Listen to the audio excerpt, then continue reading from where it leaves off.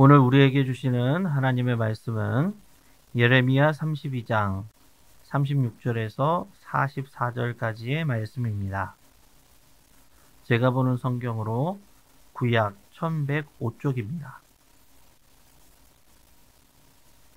예레미야 32장 36절에서 44절까지의 말씀을 제가 받들어 봉독하겠습니다. 그러나 이스라엘의 하나님 여호와께서 너희가 말하는 바 칼과 기근과 전염병으로 말미암아 바벨론 왕의 손에 넘긴 바 되었다 하는 이 성에 대하여 이와 같이 말씀하시니라. 보라, 내가 노여움과 분함과 큰 분노로 그들을 쫓아보내었던 모든 지방에서 그들을 모아들여 이곳으로 돌아오게 하여 안전히 살게 할 것이라. 그들은 내 백성이 되겠고 나는 그들의 하나님이 될 것이며 내가 그들에게 한 마음과 한 길을 주어 자기들과 자기 후손의 복을 위하여 항상 나를 경외하게 하고 내가 그들에게 복을 주기 위하여 그들을 떠나지 아니하리라 하는 영원한 언약을 그들에게 세우고 나를 경외함을 그들의 마음에 두어 나를 떠나지 않게 하고 내가 기쁨으로 그들에게 복을 주되 분명히 나의 마음과 정성을 다하여 그들을 이 땅에 심으리라. 여호와께서 이와 같이 말씀하시니라. 내가 이 백성에게 이 큰 재앙을 내린 것 같이 허락한 모든 복을 그들에게 내리리라. 너희가 말하기를 황폐하여 사람이나 짐승이 없으며 갈대아인의 손에 넘긴 바 되었다 하는 이 땅에서 사람들이 밭을 사되 베냐민 땅과 예루살렘 사방과 유다 성읍들과 산지의 성읍들과 저지대의 성읍들과 네겝의 성읍들에 있는 밭을 은으로 사고 증서를 기록하여 봉인하고 증인을 세우리니 이는 내가 그들의 포로를 돌아오게 함이니라. 여호와의 말씀이니라. 아멘. 오늘 본문의 말씀을 가지고 영원한 언약이라는 제목으로 함께 말씀을 나누겠습니다. 예레미야는 그가 전한 이스라엘의 멸망과 심판에 대한 메시지 때문에 옥에 갇힐 만큼 많은 사람들이 싫어하는 그런 부정적인 메시지를 전하는 선지자였습니다. 그러나 그의 메시지가 항상 심판과 파멸에 찬 부정적인 메시지만 있지는 않았습니다. 이스라엘 백성들이 심판을 받아 포로로 끌려갈 것이지만 결국 고국으로 돌아와서 하나님과 새로운 언약을 맺고 회복될 것이라 라고 선포하기도 하였습니다. 오늘 본문은 바로 예레미야가 회복에 대한 메시지를 한 내용입니다. 오늘 본문 36절과 37절입니다. 그러나 이스라엘의 하나님 여호와께서 너희가 말하는 바 칼과 기근과 전염병으로 말미암아 바벨론 왕의 손에 넘긴 바 되었다 하는 이 성에 대하여 이와 같이 말씀하시니라. 보라, 내가 노여움과 분함과 큰 분노로 그들을 쫓아보내었던 모든 지방에서 그들을 모아들여 이곳으로 돌아오게 하여 안전히 살게 할 것이라. 아멘. 하나님께서는 이스라엘의 죄악을 칼과 기근과 전염병으로 징벌하시고 바벨론으로 끌려가게 하시지만은 다시 회복시키실 것을 약속하십니다. 즉 이스라엘 백성들을 향한 하나님의 징벌의 목적은 영원한 심판이 아니라 그들의 죄를 사하고 새롭게 회복하시기 위함이라고 말씀하는 것입니다. 이스라엘의 죄악이 심각했던 것만큼 70년간의 포로 생활이라는 긴 고난의 시간이 필요했습니다. 여기서 우리가 깨달을 수 있는 것은 죄는 결코 그냥 사함을 얻는 것이 아니다라는 것입니다. 죄의 싹은 사망입니다. 죄는 생명으로만 그 죄사함을 얻을 수 있습니다. 그래서 제물을 죽여 피의 제사를 드리는 것입니다. 사탄은 이런 공의의 하나님의 속성을 잘 알기 때문에 어떻게 해서든 사람으로 하여금 죄를 짓게 만듭니다. 수단과 방법을 가리지 않고 집요하게 우는 사자와 같이 삼킬 자를 찾아다니며 사람들을 유혹하여 죄에 빠지게 하는 것입니다. 하나님께서 우리에게 때때로 감당하기 힘든 고난과 고통을 주시는 이유는 분명합니다. 그것은 영원한 심판이 아니라, 영원한 저주가 아니라 우리의 죄를 사하고 하나님의 자녀로 회복시키는 데 있다라는 것입니다. 그런데 사탄은 우리를 계속해서 속입니다. 사랑의 하나님을 하면 어떻게 이런 고통이 나에게 있을 수 있겠는가?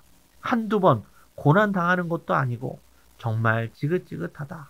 하나님도 나를 포기했을 것이다. 하나님도 나를 버렸을 것이다. 너는 실패자이고 너는 패배자이다. 사탄은 자꾸 이렇게 우리를 유혹합니다. 우리를 헤어나올 수 없는 더 깊은 절망의 세계로 사탄은 인도하는 것입니다. 그러나 너무 우리의 현실의 문제와 고난을 깊이 묵상하지 마시기 바랍니다. 문제와 고난을 깊이 묵상하면 할수록 더 큰 문제와 고난이 우리를 더욱 깊이 억누르게 될 것입니다. 그 문제와 고난에서 빠져나와서 우리는 위를 바라보고 하나님을 바라볼 수 있어야 합니다. 동서남북이 사방이 다 막혀 있는 것 같아도 위의 방향은 항상 열려 있다는 것을 깨달아야 합니다. 우리가 믿음으로 고개를 들기만 한다면 언제든지 우리는 하나님의 도움을 구할 수 있습니다. 그러므로 사탄에게 속지 마십시오. 하나님이 잠시 우리를 징계하시는 이유는 영원한 심판과 저주가 아니라 죄사함을 받아 우리를 자유케 하고 우리를 회복시키기 위함에 있는 줄 알고 살아가는 영혼의 성도들이 다 되시기를 바랍니다. 오늘 본문 38절에서 41절의 말씀입니다. 그들은 내 백성이 되겠고 나는 그들의 하나님이 될 것이며 내가 그들에게 한 마음과 한 길을 주어 자기들과 자기 후손의 복을 위하여 항상 나를 경외하게 하고 내가 그들에게 복을 주기 위하여 그들을 떠나지 아니하리라 하는 영원한 언약을 그들에게 세우고 나를 경외함을 그들의 마음에 두어 나를 떠나지 않게 하고 내가 기쁨으로 그들에게 복을 주되 분명히 나의 마음과 정성을 다하여 그들을 이 땅에 심으리라. 아멘. 하나님께서는 이스라엘 백성들을 회복시키실 뿐만이 아니라 그들에게 복을 주실 것을 약속하십니다. 하나님은 이스라엘의 하나님이 되시고 이스라엘은 하나님의 백성이 될 것이다 말씀하십니다. 하나님의 백성은 항상 하나님을 섬기고 경외하며 하나님은 또한 그들을 떠나지 않고 복을 주실 것이다 라고 말씀하십니다.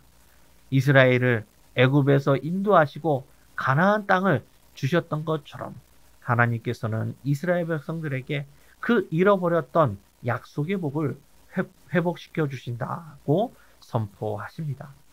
그런데 사람들은 이런 신실하신 하나님의 약속을 잘 믿지 못합니다. 조금만 물이 없고 먹을 것이 없어 고생을 하게 되면 이내 곧 불평하고 원망합니다.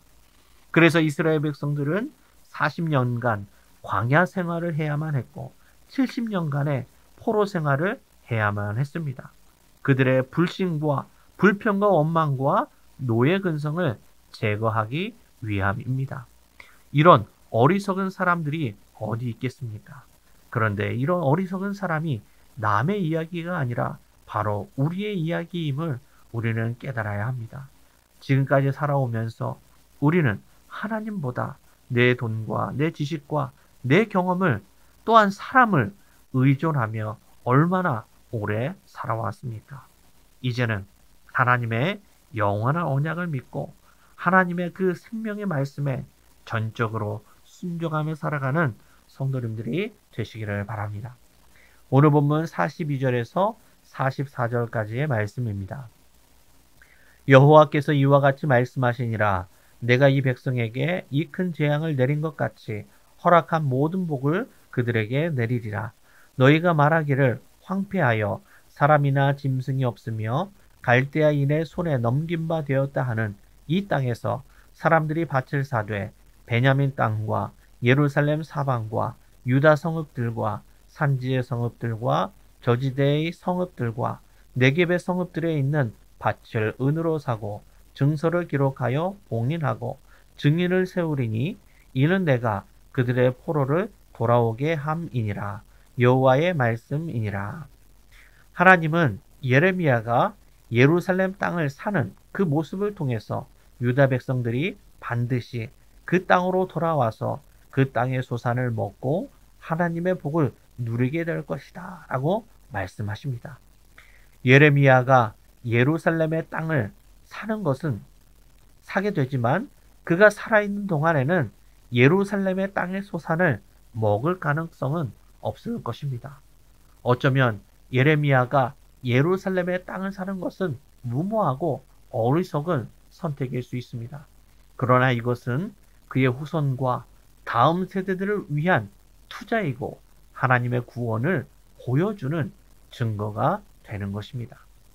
예레미야는 수십 년 후에 70년 후에 다시 돌아올 하나님의 회복을 믿음의 눈으로 바라본 것입니다. 그렇습니다. 우리가 심은 것을 우리가 어쩌면 거둘 수 없을지도 모릅니다. 그러나 우리가 눈물로 기도로 심는 것은 우리의 후손들과 다음 세대들을 위해 심는 것입니다. 우리가 지금 힘들고 어려워도 믿음으로 또 눈물로 기도로 심으면 그것은 곧 다음 세대들이 기쁨으로 단을 거두게 될 것입니다. 시편 126편에서 이스라엘 백성들이 장차 포로 생활을 끝내고 돌아올 때 이렇게 노래합니다. 1절에서 6절까지의 말씀입니다. 여호와께서 시온의 포로를 돌려보내실 때에 우리는 꿈꾸는 것 같았도다. 그때에 우리 입에는 웃음이 가득하고 우리 혀에는 찬양이 찼었도다. 그때에 문나라 가운데에서 말하기를 여호와께서 그들을 위하여 큰 일을 행하셨다 하였도다. 여호와께서 우리를 위하여 큰 일을 행하셨으니 우리는 기쁘도다. 여호와여 우리의 포로를 남방 시내들 같이 돌려보내소서. 눈물을 흘리며 씨를 뿌리는 자는 기쁨으로 거두리로다. 울며 씨를 뿌리려 나가는 자는 반드시 기쁨으로 그 곡식단을 가지고 돌아오리로다. 아멘. 우리가 선을 행하되 낙심하지 않고 포기하지 아니하면 때가 이르면 거두게 될 것입니다. 말씀을 정리하겠습니다. 하나님은 항상 심판과 멸망을 예언했던 예레미야에게 이제는 회복의 메시지를 전하게 하십니다. 하나님의 심판과 징계의 목적은 영원한 심판이 아니라 회복과 구원에 있기 때문입니다. 선하신 하나님의 섭리하심을 믿고 이 현실의 고난과 고통 가운데서 사탄에게 속아 깊은 절망과 상처에 빠져 살아가는 것이 아니라 우리의 다음 세대들을 위해서 기꺼이 눈물과 기도를 심어서 믿음 안에 살아갈 수 있는 우리 모든 영혼의 성도님들이 다 되시기를 주님의 이름으로 간절히 축원합니다. 기도하시겠습니다. 예레미야를 통해 회복의 메시지를 전하여 주시는 하나님 아버지, 우리 인생에 감당하기 힘든 모든 고난과 고통이 우리를 저주와 파멸로 이끄는 영원한 심판이 아니라 우리를 다시 돌이키시고 구원하시기 위한 하나님의 사랑의 징계요 회복에 있음을 깨닫게 하여 주옵소서. 더 이상 사탄에게 속아 절망과 우울감에 사로잡혀 무기력하게 살아가지 않게 하여 주시고 우리의 다음 세대들을 위하여 다시 힘을 내고 일어서서 눈물과 기도의 씨앗을 다시 열심히 심으며 살아갈 수 있도록 인도하여 주옵소서. 상한 갈대를 꺾지 않으시고 고아와 같이 우리를 버리지 않겠다는 하나님의 영원한 언약을 믿고 오늘도 신실하신 아버지의 사랑 안에 거하며 살아가는 우리 모두가 되게 하여 주옵소서. 코로나19로 여전히 답답하고 힘든 시기를 보내고 있습니다. 이 어려운 가운데 있는 모든 성도들을 긍휼히 여겨주시고 하나님의 언약의 말씀을 힘입어서 다시 새 힘을 얻고 회복할 수 있도록 함께하여 주옵소서. 오늘도 각자의 삶의 자리에서 눈물과 기도로 열심히 심게 하여 주시고 주님과 동행하는 복된 하루가 되게 하여 주옵소서. 이 모든 말씀 살아계신 예수님의 이름으로 기도하오며 지금은 생명의 주가 되시는 우리 주 예수 그리스도의 은혜와 하나님 아버지의 그 크신 사랑하심과 성령님의 감화, 감동, 역사, 교통, 충만하심이 신실하신 하나님의 약속을 믿고 다음 세대들을 위해 눈물과 기도의 씨앗을 계속해서 열심히 심으며 살아야 다짐하는 모든 주의 백성들 머리머리 위에 가정과 일터와 자녀와 범사 위에 이제로부터 영원토록 항상 함께하여 주시기를 간절히 축원하옵나이다. 아멘.